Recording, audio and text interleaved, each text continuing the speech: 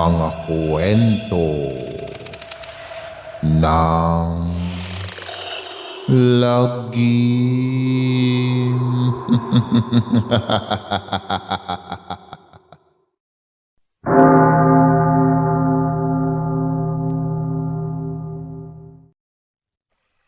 Saan kaya pwedeng magbakasyon ngayong semester break natin? Iyong namamangha ka talaga sa sobrang ganda ng lugar.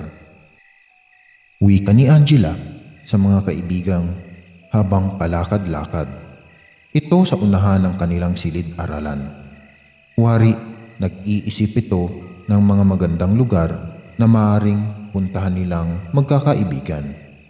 Iyon bang maaalis pansamantala ang stress na kanilang pinagdaraanan ngayon? Iyong tipo na hindi makalilipad ang isip nila sa mga bagay patungkol sa pag-aaral. Nasa 3 taon na sila ng kursong Computer Science sa isang sikat na universidad sa lungsod ng Maynila. Nakahinga na rin sila kahit paano ng pare-pareho nilang nairaos ang bawat asignaturang ngayong semester. Nagpapasalamat naman sila at walang bumagsak ni isa man lang sa kanilang magkakaibigan. Ano kaya kung sa lugar nila Marco? Suwesyon ni Matilda. Kaya ang lahat ay napatingin kay Marco. Naghihintay ng sasabihin nito. Tiyak nila sa probinsya nito sa Bicol ay may lugar na hitik sa ganda, lalo na't tubong Catanduanes ang binata. Marami silang nakikitang magandang beaches sa internet sa naturang probinsya. Tila nagdadalawang isip naman si Marco kung sasang-ayon ba siya sa mga ito. Ngunit hindi na kailangan pa na magdalawang isip pa siya. Agad na siyang nagpasya. Hindi pwede sa amin, pagtutol na sagot niya sa mga kaibigan. Sige na bro, pumayag ka na, pamimilit ni Severino sa kanya. Baka marami doon sa inyo na mga chika hot babes. Dugtong pa nito. At hinampas naman ito ni Angela ng mahina sa balikat. Tigil-tigilan mo nga yung pagiging palakero mo. Puro na lang mga magandang babae ang nasa utak mo. Kaya ayaw pumayag ni Marco dahil sa'yo. Mahabang sermon tuloy ang inabot nito kay Angela. Mas magalit ka kung maging bukang bibig ko, mga macho at gwapitong mga lalaki. Sabay tawa nito ng malakas. Seryoso talaga ako. Hindi pwede sa amin. Nasa pinakaliblib na lugar ang bahay namin at baka mapano pa kayo. Kahit paano ay nag-aalala siya kung sakaling ibig talaga ng mga ito makarating sa kanyang bayang kinalakihan. Nababalot ng maraming misteryo at hiwaga ang kanilang lugar. Bakit marami ba roon ng mga rebelde, aswang, maligno o ano? Napakamausisa talaga nitong si Andrea na naging interesado sa pinag-uusapan nila na kanina lamang ay wala itong pakialam. Bigla ay sumeryoso ang mukha ni Marco. Gusto niyo ba talagang makapunta sa probinsya namin? Oo naman. Kuros na sinabi ng kanyang mga kaibigan. Basta kapag nandoon na tayo, iwasan niyo ang makipagkilala sa kahit sino, lalo na't dayo lamang kayo. Paalala niya sa mga ito. Ngunit itong si Severino natatawa sa kanyang isip. Gustong-gusto talaga niyang makarating sa probinsya nila Marco, hindi upang puntahan ang mga magandang lugar na sinasabi ng kanyang mga kaibigan, kundi ang makatikim ng bagong putahe. Nakakasawa na rin kasi ang mga babae rito sa Manila.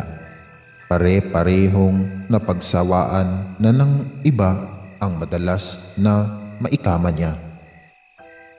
Dumating ang araw na napagkasunduan nilang bumiyahe patungo probinsya nila Marco sa Bicol. Mahigit 2 linggo ang kanilang bakasyon, kaya mapupuntahan nila ang magagandang tanawin sa lugar ng kanilang pupuntahan. Nagbus na lamang sila para kahit paano ay makatipid sila.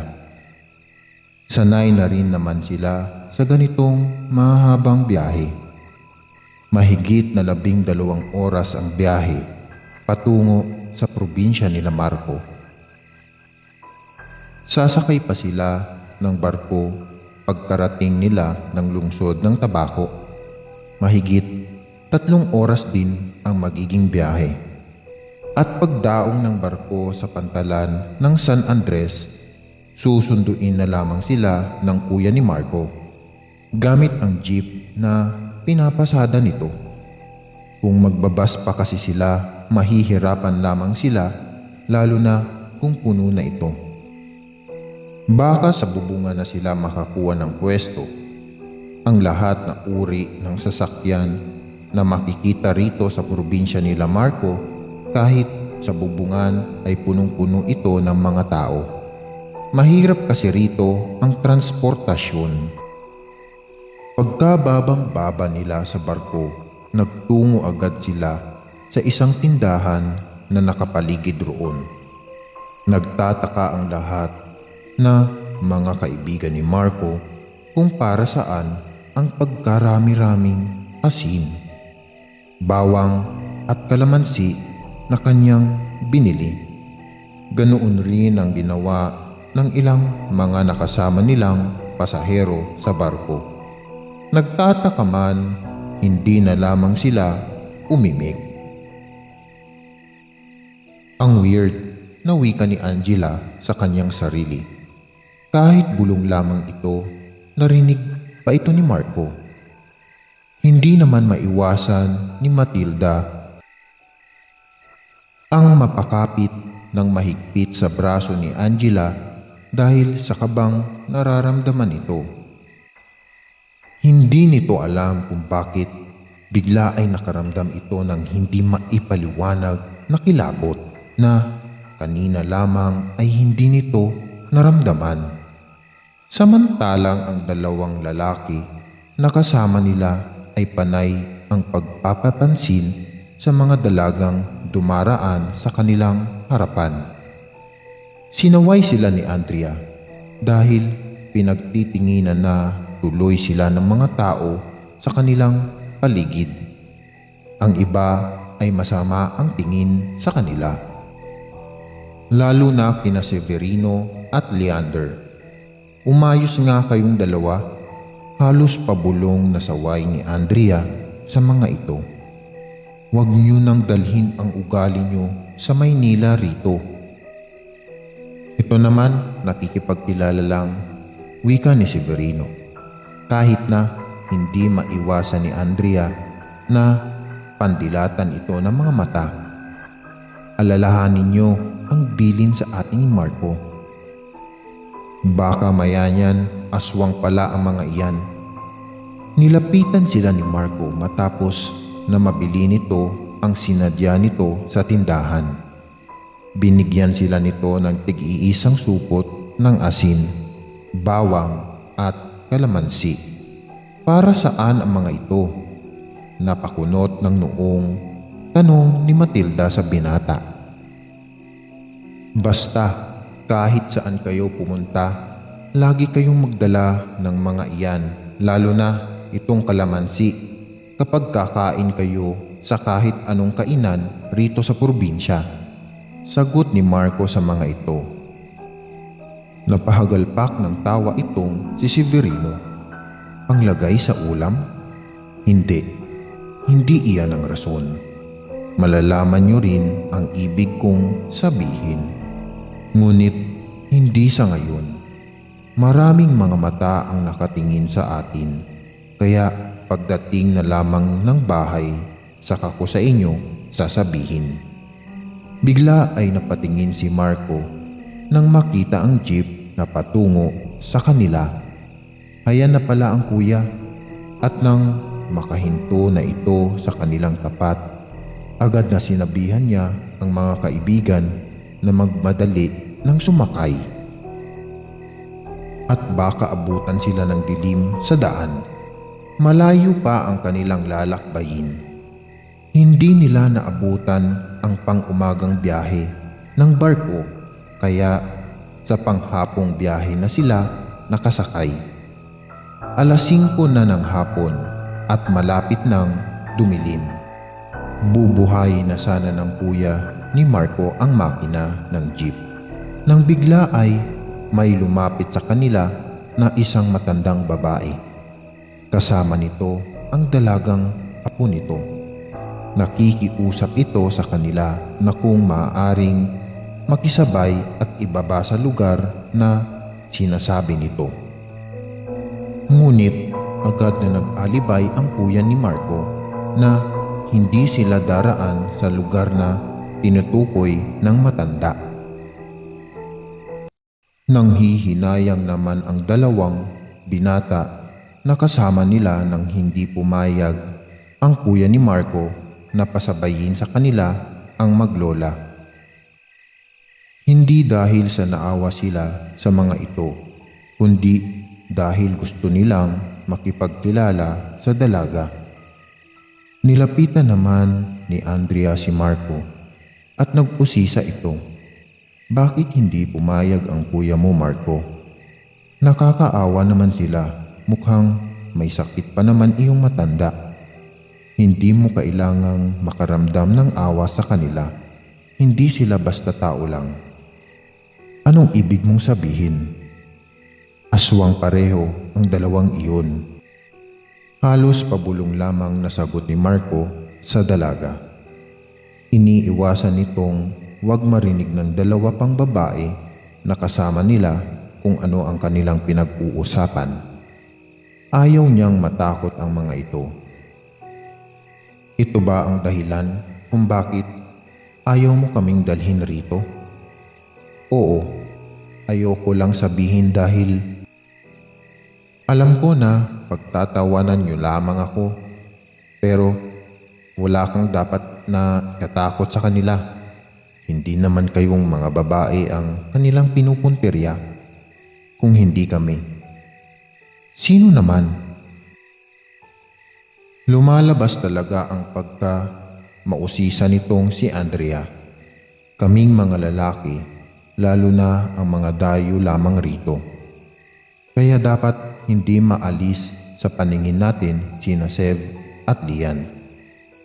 Nagtigil lamang ang usapan nitong dalawa nang magsalita ang kuya ni Marco. Bumili ka ba, Marco, ng pinapabili sa'yo ni Mama? Oo, kuya. Mabilis naman nasagot ni Marco. Ibinigay mo na ba sa kanila? Oo, kuya. Pagkatapos niyon ay naging tahimik na ang buong paligid. Wala na nag-iingay pa sa kanila. Nakatulog na ang lahat ng mga kaibigan ni Marco. Latag na ang kadilimang bumabalot sa buong kapaligiran. Bihira na rin silang may makasalubong na mga sasakyan. Mabuti na lamang sementado na ang kalsada, hindi katulad noon na malubak. Walang magiging aberya sa kanilang pagbiyahe. Dinadapuan na rin sana ng antok si Marco nang bigla ay makarinig siya ng mahinang pagaspas ng mga pakpak mula sa itaas. Tila sinusundan sila nito. Kahit paano ay hindi niya maiwasan ang makaramdam ng takot. Lalo na nang maalala niya ang maglola kanina na ibig makisabay sa kanila. Ilang sandali lamang nawala na rin naman ang mga pagaspas mula sa itaas. Ligtas din silang nakarating ng bahay. Agad na niyang ginising ang kanyang mga kasama at sinabing naririto na sila. Nagmano mula sila sa ina ni Marco bago sila nito ipinakilala isa-isa. Mainit ang ginawang pagtanggap ng mga ito sa kanila.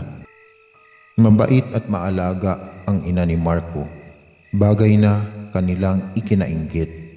Hindi kasi ganoon ang kanilang mga ina, kaya sa halip na manatili sana sila nakasama ang pamilya, mas ginusto nilang lumayo muna pansamantala sa mga ito upang makaiwas sa sakit ng ulo. Ang itay, kuya, nasaan? Hanap ni Marco. Sa kanyang kuya na nasa labas. Sinasabuyan nito ang buong paligid ng bakuran ng asin.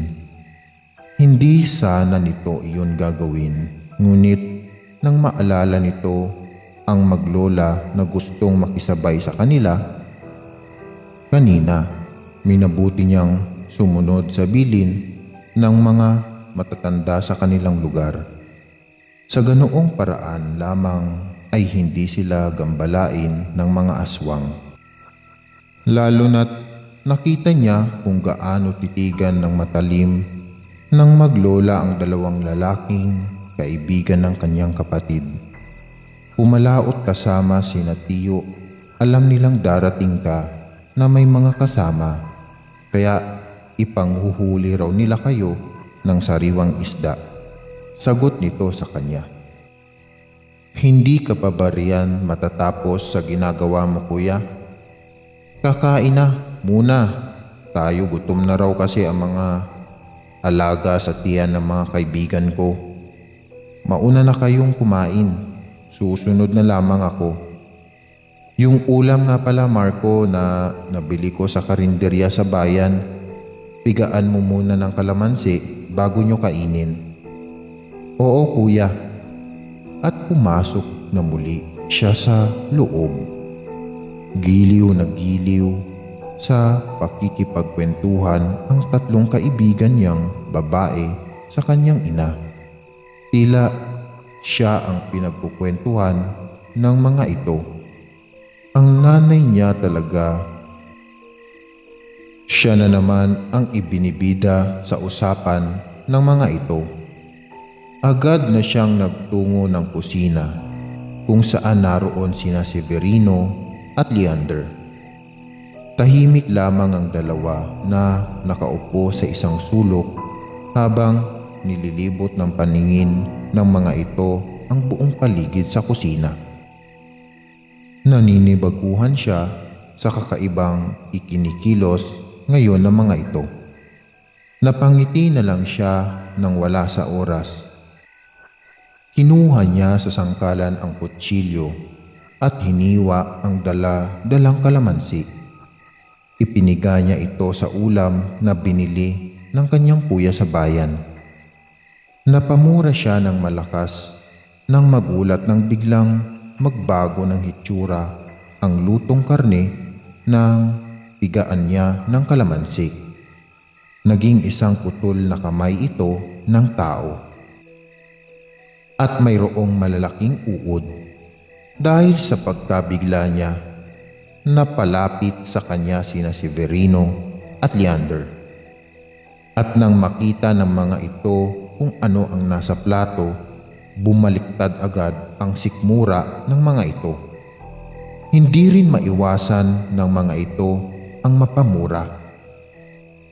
Napatungo naman sa kinaroroonan nila ang kanyang ina nang marinig nito na nagkakagulo sila sa kusina. Kasunod nito ang tatlong babae. Sinabi ko na kasi sa kuya mo na bumili na lang ng dilata. Agad na itinapo ng kanyang ina sa basurahan ang nasa plato bago pa man ito makita ng tatlong babae. Bukas, susunugin nila ito. Nagtataka man ang tatlo, hindi na lamang nag-usisa ang mga ito. Tumigil na rin sa pagsusuka ang dalawa.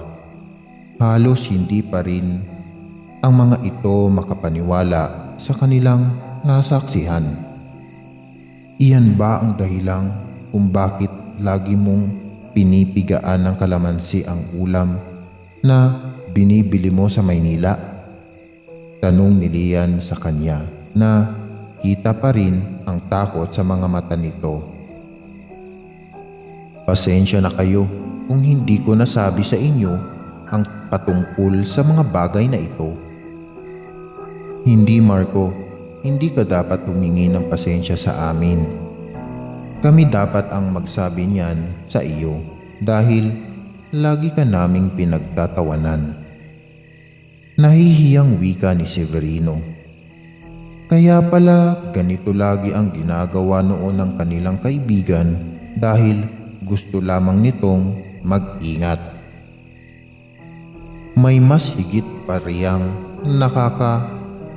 hindi pa man natatapos ng ina ni Marco ang gustong sabihin nito nang bigla ay magsisigaw ang kuya nito habang tumatakbo papasok ng bahay.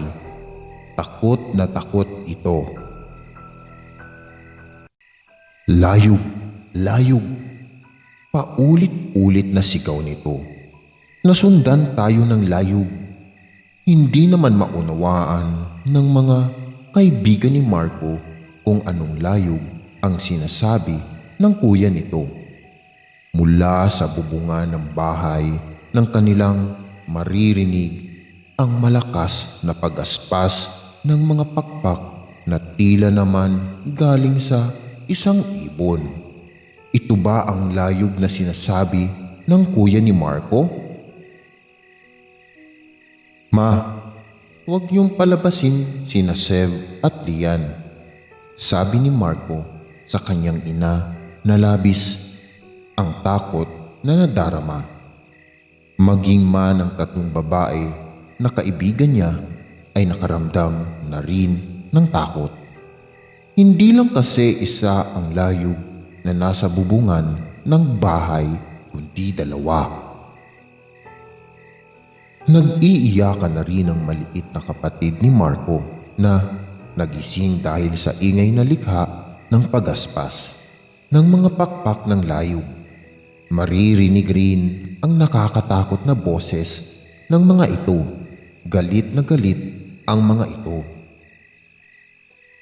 Kanina, habang bumibili sa tindahan si Marco, may ginawang kapilyuhan itong si Severino. Hinampas nito ang maumbok na puweta ng isang dalaga na dumaan sa harapan nito kasama ang lola nito. Isa palang layog ang mga ito. Ma, wala na ba iyong binditadong langis na ibinigay ni Kaing Kong? Tanong ng kuya ni Marco sa kanilang ina. Nataranta naman na hinahanap nito sa kabinet ang botilya na may laman ng langis, ngunit wala ito roon. Dala-dala siguro ng papa niyo, wika nito. Nagsimula namang utusan ng dalawang layog na pahabain ang kanilang buhok at pumasok ang mga hibla ng buhok nito sa maliit na sewang ng bahay na maaaring pasukan. Agad na napapulutan ng mahabang buhok ng mga ito sina Severino, Leander at maging man ang kuya ni Marco. Mabuti na lamang nagawang maiwasan ni Marco ang tila may buhay na buhok ng mga layog. Ang lahat ay sindak na sindak at takot na takot. Hindi nila alam kung paano matutulungan ang tatlo. Halos balutin ng buong katawan ng mga ito ng buhok ng layog. Unti-unti na rin ang mga ito na nauubusan ng hangin sa katawan. Tulungan niyo ako, sigaw ni Marco habang natatarantang hinhiwa at pinipiga ang mga kalamansi sa isang lalagyan. Agad na nagsikilos ang tatlong babaeng kaibigan niya na halos hindi na makakilos mula sa kinatatayuan kanina dahil sa labis na pagkakahilakbot. Nagdikdik rin sila ng maraming bawang upang maihalo sa kalamansi. Nilagyan rin nila ito ng maraming kalamansi. Samantala, ang ina naman ni Marco ay nagsiga ng kahit anumang bagay na kahintulad ng amoy ng goma, tsinelas, sapatos, timba. Lahat ay kanyang inilagay sa apoy. Samahan mo ako, Andrea. Isasaboy natin ito sa layo. Wika ni Marco sa dalaga. Nasa labas na sila at akma na sanang isasaboy ni Marco ang hawak-hawak sa layo nang bigla ay uluputan siya ng may buhay na buhok ng mga ito. Nabitawan niya ang lagayan at natapon ng laman niyon. Mabuti na lamang meron pa si Andrea. At bago pa man tuluyang mapatay ng layog sina Marco, Severino, Leander at ang kuya ni Marco, walang tigil na sinabuyan ni Andrea ang mga layog ng hawak niya. Nakakapangilabot at nakakatakot ang mga pagsigaw ng dalawang layog. Para silang kinakatay na baboy. Unang nakawala sa pagkakapulupot ng buhok ng layog si Marco. Agad din naman itong nakabawi ng lakas. Hindi naman napansin ni Andrea ang paglapit ng buhay na buhok ng layog. Pinuluputan siya nito sa katawan at inihagis sa isang puno. Unang tumama ang kanyang ulo sa kahoy, dahilan upang mawalan siya ng malay. Andrea! Sigaw ni Marco. Matapos na makita ang ginawa ng layog rito, gusto sana niyang itong lapitan, ngunit mas inunan niyang kunin ang bakakay. Isa itong maliit na kawayan na nilagyan ng tulis ang dulo. Isa rin ito sa mabisang pangpatay sa aswang. Maingat niyang inakyat ang bubungan ng kanilang bahay. Mabuti na lamang hindi siya napansin ng mga ito. Kung walang gaanong epekto sa mga ito ang kalamansi, bawang, asin, at ang sinunog na goma, tignan na lang nila kung hindi pa sa kanila e-epekto ang hawak niya. Isang malakas na sigaw ang pinakawalan niya bago niya sabay na itarak sa puso ng layog ang hawak na bakakay. Walang tigil ang nakakatakot at nakakapangilabot na sigaw ng dalawang layog habang dahan-dahang nasusunog ang buong katawan ng mga ito. Pinakawalan na rin ng mga ito sina Severino, Leander at ang kuya ni Marco. Parehong walang malay ang mga ito nang bumagsak sa sahig. Natapos na ang lagim na dala ng dalawang layog. Agad na tinungo ni Marco si Andrea na nagkakaroon na rin ng malay. Niyakap niya ng mahigpit ang dalaga. Ang mga manlalayog o layog, kung tawagin sa probinsya ng Catanduanes, ay isang uri ng aswang na kayang pahabain at utusan ang kanilang buhok na pumatay para sa kanila.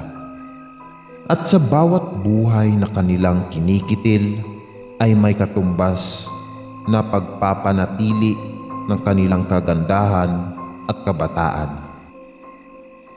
At ang matandang layog sana, kung nagawa nitong mapatay sina Severino, babalik muli ang kagandahan at kabataan nito. At sa pagbabalik nilang muli sa lungsod ng Maynila, hindi nila makakalimutan ang naging karanasan nila sa mga layog na habang sila ay nabubuhay, magiging bahagi na ito ng kanilang mga buhay. Nakakatakot man ang naging karanasan nila sa probinsya ni Marco. Labis naman silang nag-i-enjoy habang matapos niyon na mapuntahan nila ang iba't ibang magagandang pasyalan na roon lamang ay matatagpuan. Ano, sasama ba ulit kayo sa probinsya upang doon magbakasyon? Nakangiting tanong ni Marco sa kanyang mga kaibigan nang matapos na naman ang isang semester. Sabay-sabay na tumango ang lima.